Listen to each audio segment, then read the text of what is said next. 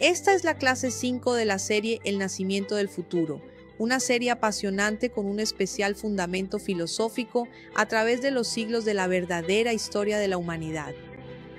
La clase de hoy aborda los siglos IV a.C., un momento importante en la búsqueda del logos, la mente racional. Si aún no has visto las clases anteriores, te recomiendo encarecidamente que lo hagas, ya que se utilizarán algunos conceptos. Los secretos del mundo.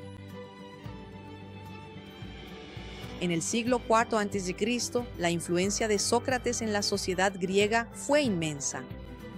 Como ya mencionamos en la clase anterior, él nunca escribió nada y toda su filosofía se desarrolló en forma de diálogo verbal con los demás. Fue uno de los alumnos de Sócrates, Platón, quien transformó esos diálogos filosóficos en una forma escrita, y es de esos escritos de Platón que derivamos la mayor parte de nuestro conocimiento sobre Sócrates. El problema, por supuesto, es que Platón escribió estas obras después de la muerte de Sócrates. Aunque Platón fue su alumno y estuvo presente en muchas de las discusiones reales de su maestro, no hay manera de saber exactamente hasta qué punto los escritos de Platón representan la filosofía de Sócrates, o si Platón estaba usando el personaje de Sócrates para presentar sus propias ideas. De cualquier manera, y esto es lo más importante, la filosofía de Platón representa la culminación de todas las ideas de los grandes pensadores que lo precedieron, y como conjunto de escritos sigue siendo la obra filosófica más importante e influyente de todos los tiempos.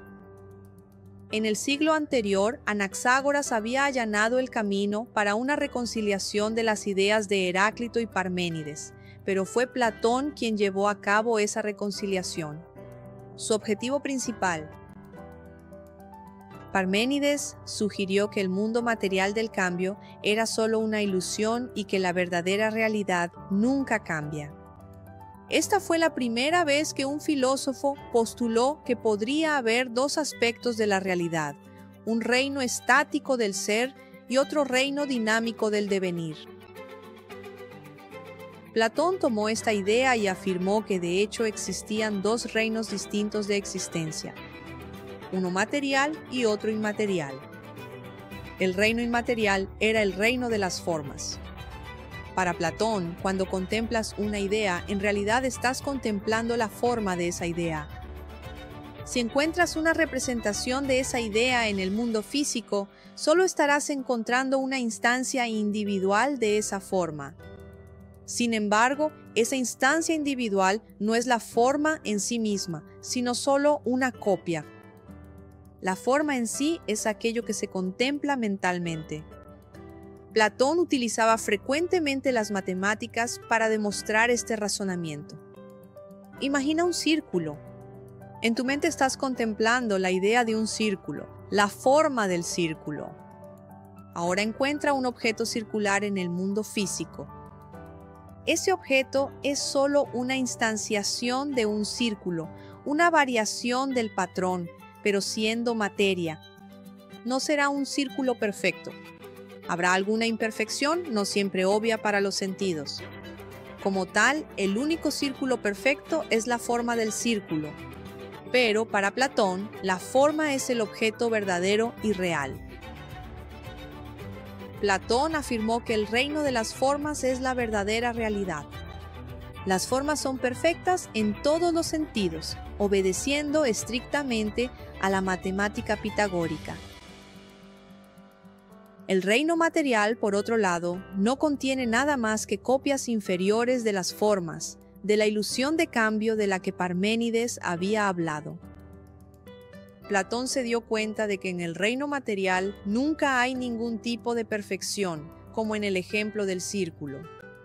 Nada en el reino físico corresponde jamás perfectamente a la forma en la que se basa. ¿Siempre habrá algún tipo de imperfección? Nunca podemos experimentar un círculo perfecto con nuestros sentidos. Solo con la razón podemos concebir un círculo perfecto, pues es la razón la que nos da acceso al reino de las formas. Platón, en la gran tradición racionalista, promueve la concepción sobre la percepción, una idea central para nuestro sistema. Platón sugirió que el reino material fue moldeado por algún tipo de escultor cósmico, al que llamó demiurgo. El demiurgo, un ser consciente, fue capaz de acceder a las formas con su razón y entonces comenzó a esculpir la materia en copias de las formas. Platón logró reunir todas las ideas de los grandes genios que lo precedieron. Su reino inmaterial de las formas fue derivado del ser de Parménides, mientras que su reino material de la materia fue derivado del devenir de Heráclito. Su demiurgo, que crea el reino material basándose en las formas, es similar al nous de Anaxágoras, y las propias formas representan la perfección matemática del tipo que Pitágoras imaginó.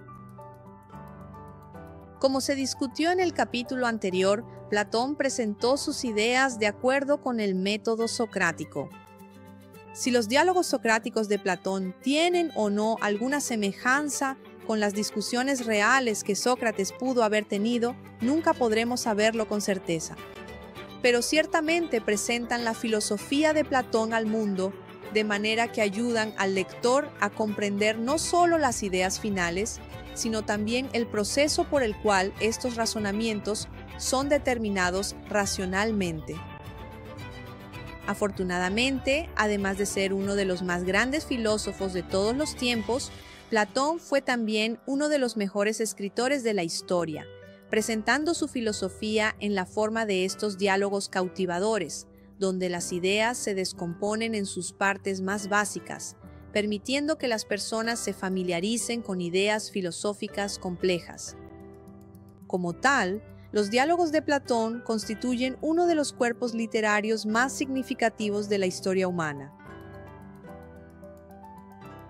La idea de que personas comunes sean capaces de aprender filosofía fácilmente se demuestra incluso en uno de los diálogos, el Menón, un pasaje memorable en el que Sócrates comienza a hablar con el esclavo inculto y a través del método socrático es capaz de ayudar al esclavo a formular ideas matemáticas. Esto demuestra no solo que cualquier persona puede aprender filosofía, sino que las ideas racionales, especialmente las matemáticas, son innatas en todos nosotros, ya que incluso ese esclavo sin educación formal era capaz de comprender matemáticas simplemente mediante un proceso de razonamiento. Platón afirmó, por lo tanto, que cuando aprendemos, en realidad no aprendemos, sino que recordamos el conocimiento que es innato en todos nosotros. Esto también representa la concordancia de Platón con Pitágoras en que las matemáticas son la propia naturaleza de la verdadera realidad de la existencia, el reino de las formas, el reino de donde el esclavo extrae el conocimiento para llegar a sus conclusiones. Platón fundó la Academia en Atenas, una de las primeras formas de universidad para enseñar su filosofía a otras personas. A diferencia de la escuela secreta de misterios de Pitágoras, la Academia de Platón era una institución más pública. Esto muestra la progresión del intelectualismo del siglo VI al IV a.C. En la escuela de misterios de Pitágoras había una síntesis de intelectualismo racional y un casi misticismo religioso. En la época de Platón, sin embargo, estas dos formas de pensar ya se habían separado y los filósofos tendían a involucrarse en el intelectualismo racional en detrimento del misticismo. Como mencionamos en una clase anterior, en la tragedia griega se representaban juntas la estética apolínea y la dionisíaca, pero ahora han sido separadas y Dionisio fue condenado a la oscuridad. Por supuesto, todo esto forma parte de la progresión de nuestro sistema, que necesariamente debe pasar por estos cambios. Al fin y al cabo, como nos muestra Platón, el proceso es tan importante como la conclusión final. En la antigüedad, Dionisio tenía precedencia sobre Apolo, pero fueron puestos en equilibrio en la era clásica de la tragedia. Ahora, sin embargo, Apolo estaba teniendo su turno de ser el centro de atención, pero Dionisio no se había ido. Es la gran tarea de nuestro sistema restaurar a Dionisio a su lugar legítimo al lado de Apolo. Estos dos dioses siempre estarán en oposición, pero una síntesis de ambos elevará la conciencia humana a alturas mayores de lo que cualquiera podría comprender por un solo camino. Esa es la conclusión presentada por la filosofía de Nietzsche 15 siglos más tarde.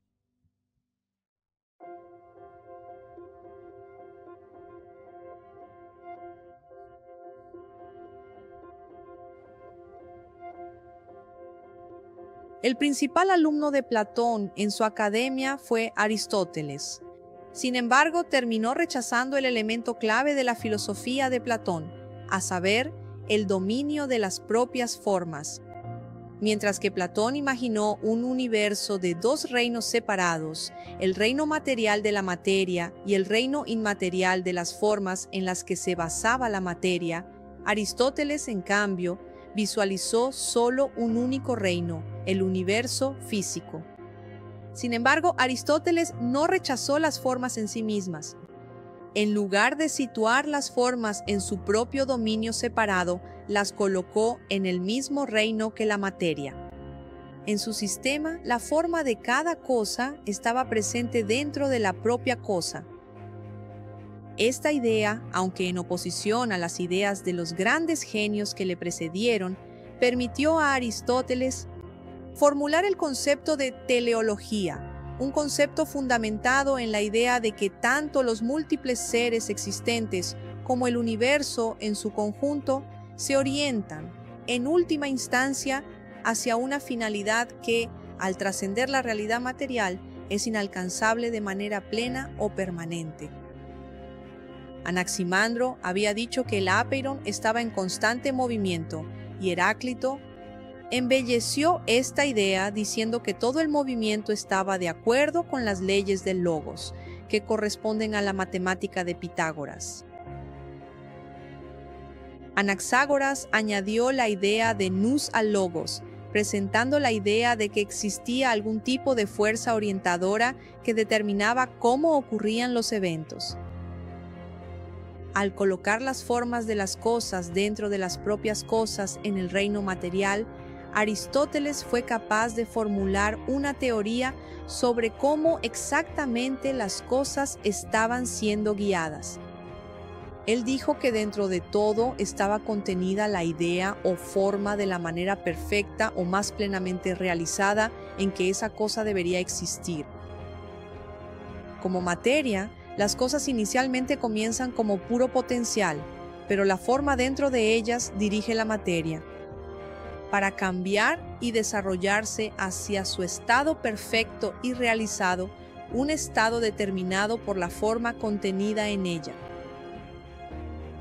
Esta idea se llama teleología, de la palabra griega telos, que significa fin, propósito u objetivo.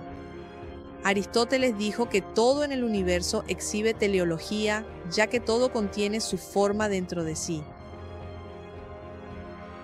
Esta idea embelleció aún más la noción de que el universo estaba en constante movimiento, como decía Anaximandro, cambiando constantemente según Heráclito y siendo guiado por una fuerza según Anaxágoras, pero aún manteniendo la idea de formas perfectas que son inmutables de acuerdo con Parménides.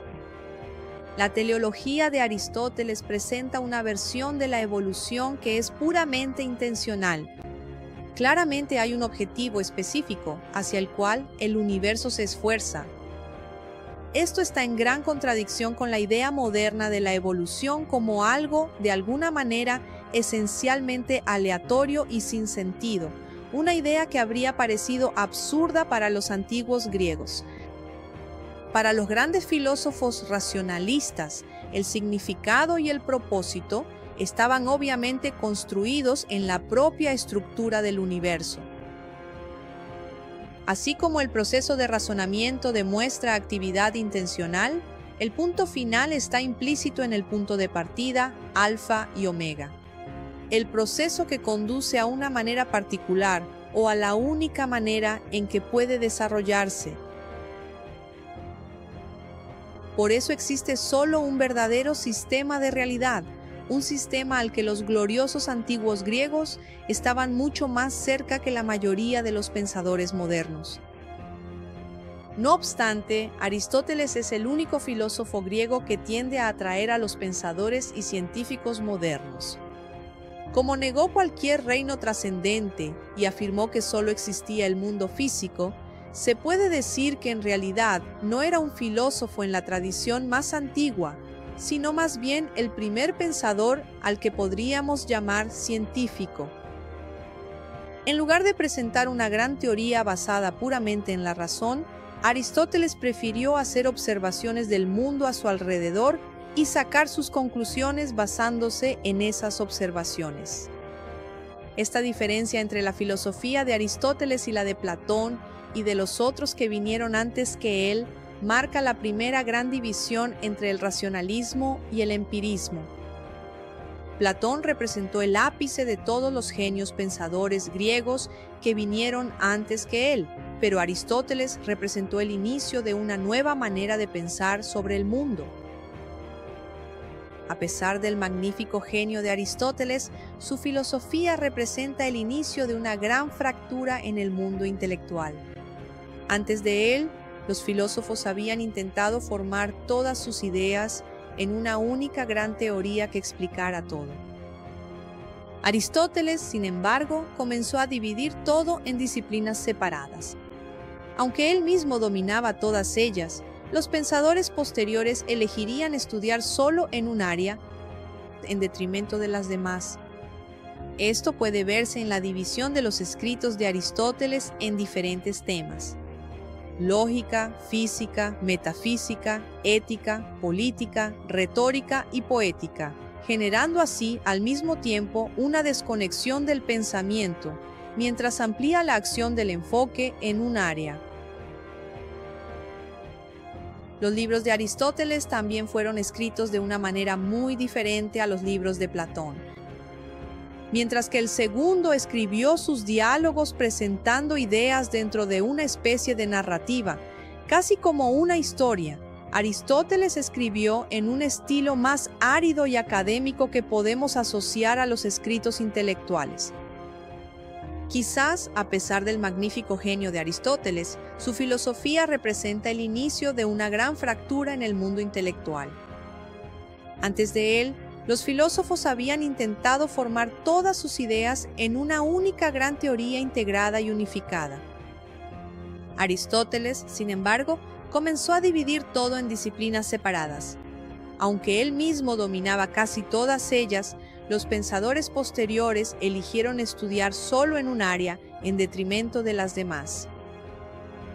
Quizás sea precisamente por eso que los científicos modernos parecen preferir a Aristóteles antes que a Platón y otros filósofos griegos, ya que su estilo de escritura les resulta más familiar, es decir, un pensamiento fragmentado y a veces incluso desconectado. Curiosamente, mientras Aristóteles fragmentaba el intelectualismo al dividirlo en diferentes disciplinas, uno de sus alumnos, en cambio, uniría el mundo de una manera muy diferente. Tan renombrado era Aristóteles en todo el mundo griego, que el rey Filipo de Macedonia envió a su hijo Alejandro a estudiar con el gran maestro. Fue Filipo quien tuvo la idea de que Grecia se convirtiera en un pueblo unido en un solo imperio, en lugar de la colección de ciudades-estado que existía antes. Él nunca vio sus sueños hacerse realidad, ya que fue asesinado, lo que llevó a su hijo de 20 años a asumir el control. Alejandro Díaz se convirtió en uno de los comandantes militares más legendarios de la historia mundial, conquistando territorios y creando uno de los mayores imperios del mundo antiguo, yendo mucho más allá de cualquier cosa que su padre hubiera imaginado. Unificó los territorios en un solo imperio, añadiendo reinos en Europa, el norte de África, Oriente Medio y Asia hasta la India. Una consecuencia de esto fue la difusión de la cultura y la cultura de todos los países, y del conocimiento griego por todas esas tierras. La magnificencia del conocimiento griego ahora podía expandirse por el mundo. De esta manera, el conocimiento filosófico, bajo el pensamiento racional, parecía estar avanzando enormemente en el mundo, extendiéndose mucho más allá de su lugar de origen en Grecia, gracias al vasto imperio de Alejandro. Existe un gran misterio en torno a la muerte de Alejandro. Gracias. Con apenas 32 años, sus conquistas lo convirtieron en una leyenda, conocido para siempre como Alejandro Magno. Para finalizar, observen los números. La gran mayoría de los textos se refieren al surgimiento de Alejandro Magno en el 330 a.C. y a la creación del Imperio Romano de Oriente en Constantinopla en el 330 después de Cristo. Tenemos aquí, por lo tanto, algo en lo que pensar. En cuanto a la verdadera validez de esas fechas y números, su representación simbólica y el patrón y destino al que, a partir de estos dos reinos, la humanidad aún se somete. ¿Será que está despertando y percibiendo lo que quiero decir? Recibe esta respuesta en el curso Secretos Dioses, la verdadera historia de la humanidad. Un abrazo y hasta la próxima clase.